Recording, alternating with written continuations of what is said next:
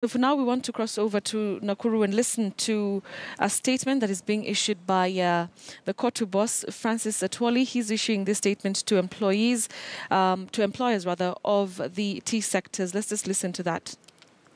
2016 to 2017, and Mr. Kirigwa, who is the acting Labour Commissioner in the Ministry of Labour, has been asked to convene a meeting with immediate effect. And we don't want to see any delay. This is where Kenya government draws its taxes. And employers, they want to start bringing in issue of using tip-lacking machines, outsourcing of employment to defeat justice. But we are going to gang up with the governors in this area and ask governors that these are the only areas that their supporters in the county governments can access employment. And they should not allow any propaganda, any trickery measures to avoid direct employment of Kenyans in the agricultural sector. So that is our position.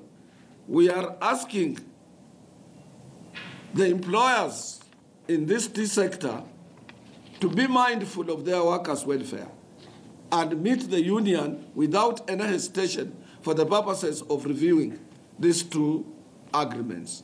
It will be costly to them, and the mistake is theirs because they have not been able to respond on our workers' proposed demands as required by the enormous industrial relations machinery we have in this country. So that is why we decided as Kenya Plantation and Agricultural Workers Union officials, national officials, to immediately convene this press conference so that that employer should not be able to say he didn't know that we have a court order, a valid court order now, compelling the Labour Commissioner to immediately convene a parties meeting to negotiate the 2016-2017 CBA and to revisit on the pending 2014-2015 CBA, of which the employers moved to court to defeat justice. That is our position as Kenya Plantation and Agricultural Workers Union. Any timelines are you giving on when this meeting should be held, and what next course of action are you going to take? The Labour Commissioner promised to convene a meeting by this week. Failure to do so, we will go back to issue another fresh notice for strike. That is done, and I will lead it myself. I will organize that strike in all tea plantations myself, without any assistance of anybody else. And I'm capable of doing that. They normally rush to courts, but we will go to court to obtain court injunction to stop them from getting to court before workers go on strike. Are you still working within the same principles provided by the court? Because previously your Secretary General had said that the strike almost a month ago, the start had been, you had been advised by the court to still dialogue. Does this mean that you have still not start with the labor officers up until now? No, when we had issued a strike notice, they immediately moved to court. So when we went to court to explain to court why they want to defeat justice is when we got a new court judgment that is to compel employers to sit with us on the table.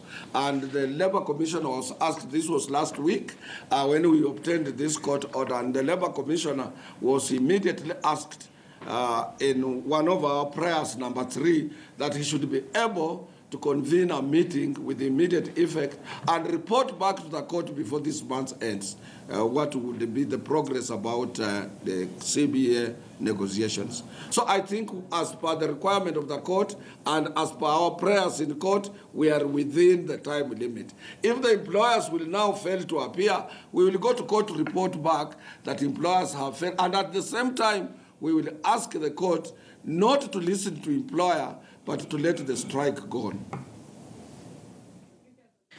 All right, COTU boss Francis Atwoli, they're speaking in Nakuru. What he's doing is he's calling out for the employers of the tea sector to come together to discuss the collective bargaining agreement of 2016, and that's what he's calling out for. So that's where we wrap up our coverage this morning here on News Center.